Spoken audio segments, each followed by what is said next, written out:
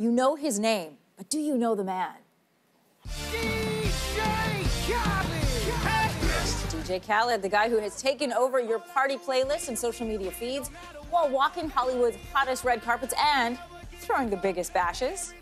Here to tell us why DJ Khaled is everywhere right now and a little bit more about him, iHeart Radio ambassador Patrick Langlois. Good morning to you. Good morning. How are you? I'm good, and I'm going to be better once you finally tell me who is DJ Khaled and where did he come from? Yeah, who is this guy? And more importantly, what does he do? Because that doesn't seem to be very clear other than screaming his name at the beginning of these huge hip-hop tracks.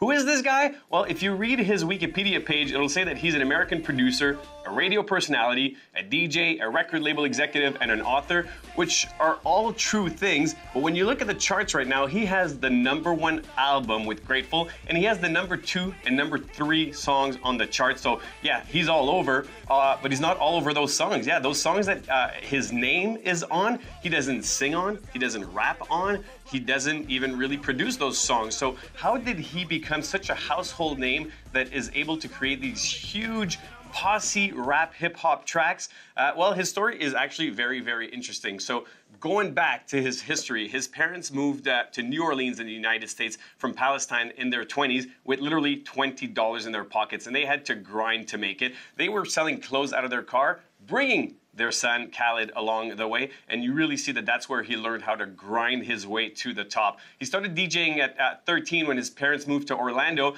They had to move back to New Orleans when they had trouble with the IRS, and this one's an important move because DJ Khaled needed to find himself a job because he wanted back to Florida. He had a taste of Florida, and he wanted to go back there. He found a job at a record store called Odyssey Records, where he met Lil Wayne and Birdman. Two guys who back then were no one, today are huge hip-hop icons. They are the guys who signed Drake, and that was his first contact into the music world, and he knew he needed to get back into it. So he grinded his way to Miami, where he found a job at a pirate radio station called Mix 96 with two guys called Cool and Dre, which today are huge record producers. They gave him part of their airtime, and it was an illegal radio station. He parlayed that job into a real radio station in Miami, WeDR, and he became a huge voice in Miami. He became slowly but surely a member of the Terror Squad, which was Fat Joe's big hip-hop group in Miami. He became a huge fixture in that city, which led him to producing records,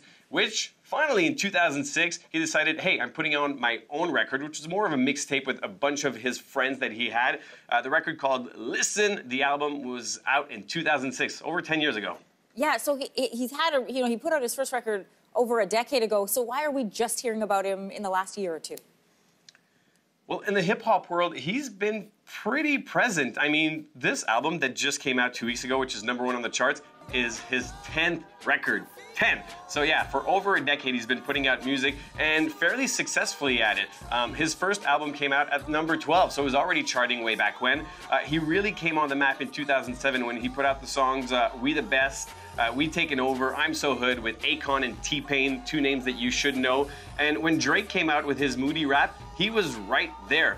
Drake put out the song I'm on One on one of DJ Khaled's records. That's Drake's probably arguably one of his most popular songs.